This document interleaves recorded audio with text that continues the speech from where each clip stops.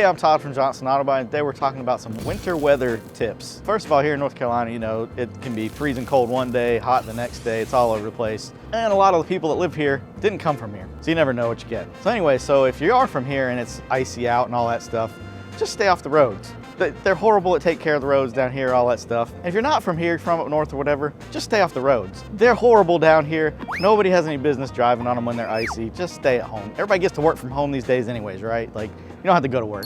So besides that, if you do have to go out in this sort of stuff, the big thing that we see that, you know, down here, we don't have to deal with rust a lot, but up north, everything's rusty, everything's nasty from snow and ice and the salt that they put on the roads. So down here, they put that brine on the roads. After we get that stuff on the roads, make sure you go to the car wash pretty soon afterwards to get all of that stuff off, because that will deteriorate your car and it'll mess up stuff you don't see, like underneath the car and stuff like that, the important stuff.